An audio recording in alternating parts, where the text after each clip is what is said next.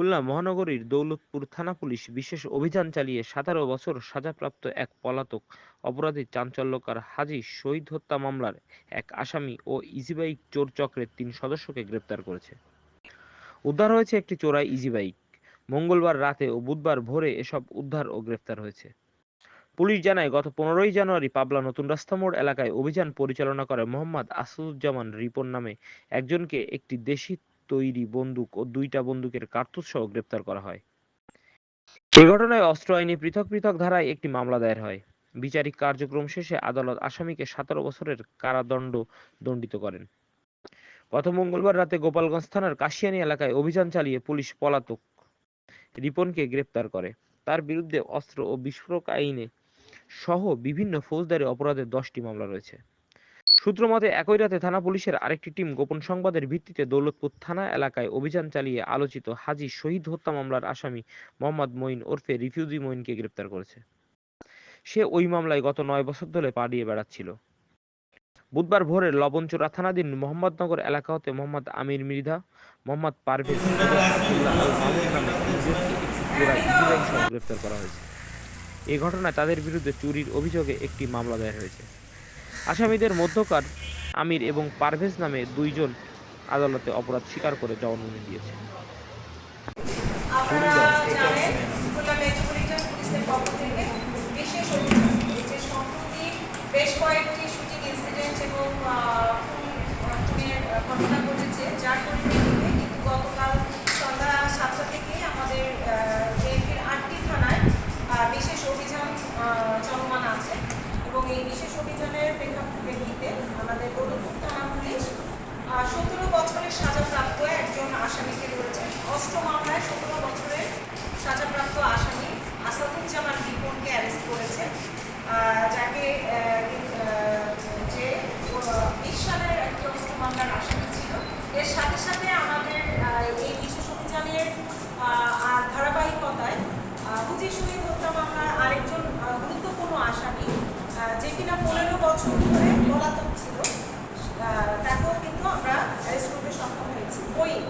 মঈন ওরফে রিফিউজি মঈন, যে এটা সে কিন্তু শহীদ মামলার চার্জশিটভুক্ত আসামি, তাকেও কিন্তু আমরা অ্যারেস্ট করতে সক্ষম হয়েছি। মহানগরী এলাকা থেকে কিন্তু আমাদের এই বিশেষ অভিযান চলমান আছে। আমাদের সকল প্রকার অস্ত্রধারী সন্ত্রাসীদের বিরুদ্ধে আমরা সোচ্চার। আমাদের যার প্রেক্ষাপটে কিন্তু আমাদের এই অভিযানগুলো পরিচালনা করা হচ্ছে। দৌলতপুর থানার এই আসামি ১৭ বছরের সাজাপ্রাপ্ত অস্ত্র মামলার আসামি যে আসাদুজ্জামান রিপনকে গোপালগঞ্জ তার হচ্ছে গোপালগঞ্জ থেকে তাকে আনা হয়েছে কাশিয়ানী, গোপালগঞ্জ জেলার কাশিয়ানী থানায় অভিযান করে আমরা তাকে গ্রেপ্তার করি। আর তাকে কিন্তু এর আগেও কিন্তু বেশ কয়েকটি অস্ত্র মামলা, বিস্ফোরক দ্রব্য আইনে মামলা রয়েছে এবং এছাড়াও তার বিরুদ্ধে খুনের চেষ্টার মামলাও কিন্তু সে আসামি চার্জশিটভুক্ত আসামি।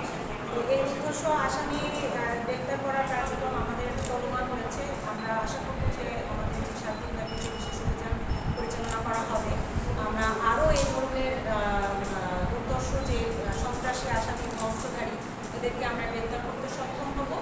আর আপনাদেরও সর্বাত্মক সহযোগিতা আমরা কামনা করছি, যাতে এই ধরনের ফেরারি আসামিদেরকে আমরা আরও আইনের আওতায় আনতে পারি। আর দ্বিতীয়ত, যেই আমরা দৌলতপুর থানার যে চাঞ্চল্যকর শহীদ হত্যা মামলা, রুজি শহীদ হত্যা মামলার যে আসামিকে গ্রেপ্তার করেছি, আমরা এই যে গতকালকে আমরা একটা গোপন সংবাদের ভিত্তিতে তাকে সোনারডাঙ্গা থানার পূজাখোলা এলাকা থেকে তাকে গ্রেপ্তার করেছি। সে দীর্ঘ ১৫ বছর কিন্তু এই যে হত্যা মামলাটি সে কিন্তু অনেকদিন ধরেই কিন্তু আমাদের আইনের আওতার বাইরে ছিল আর কি।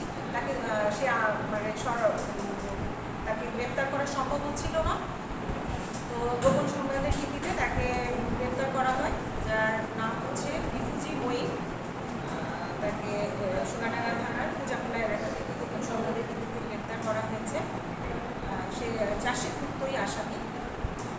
তো এর পরবর্তীতে আরেকটি ঘটনা আছে, বিশেষ অভিযানের আরেকটি আমাদের অ্যাচিভমেন্ট হচ্ছে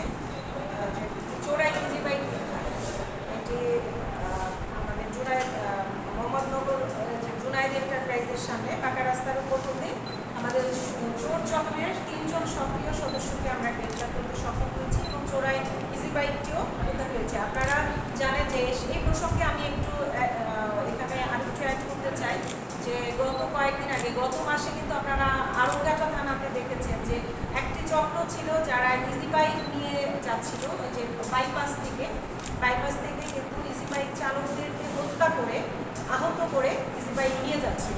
তো আমরা এই চক্রটিকেও কিন্তু ধরতে সক্ষম হয়েছি। একটি খালিশপুর থানার রায়হান নিখোঁজ হয়, রায়হান নিখোঁজের পরেই কিন্তু আমরা একটা পচা গলা লাশ পাই। সেই লাশটি ধরেই কিন্তু ইনভেস্টিগেশন আগাতে থাকে এবং তার পরিপ্রেক্ষিতে 28 জুন আমরা দেখতে পাই যে 28 মে এটা আরেকটি ছেলেকেও কিন্তু আরেকটি বাইক চালককে গলা কেটে বাইপাসে রেখে যায়। তো এই পুরো দুইটি ঘটনা যেহেতু সংশ্লিষ্টতা ধরেই কিন্তু আমরা তদন্ত কার্যক্রম আগাতে থাকি এবং একটি পর্যায়ে ঢাকা থেকে আমরা 2 জন প্রধান আসামিকে ধরে নিয়ে আসি এবং এই 2 জন ব্যক্তি আদালতে 164 করেছে এবং তাদের হত্যার দায় স্বীকার করেছে এবং এরা যে আগের যে রায়হান হত্যা মামলা এটার সাথে জড়িত সেই দায়টিও কিন্তু তারা স্বীকার করেছে। তো আমরা মনে করি যে এই চক্রটিকে আমরা ধরতে পেরে আমরা বাইপাস এলাকায় মোটামুটি ছিনতাইকারী এবং যারা সক্রিয় ছিল ইজি বাইক ছিনতাইয়ের সাথে জড়িত ছিল তাদেরকে আমরা ধরতে সক্ষম হয়েছি। তো ধন্যবাদ সকলকে। আপনাদের যদি কারো কোনো প্রশ্ন থাকে এসে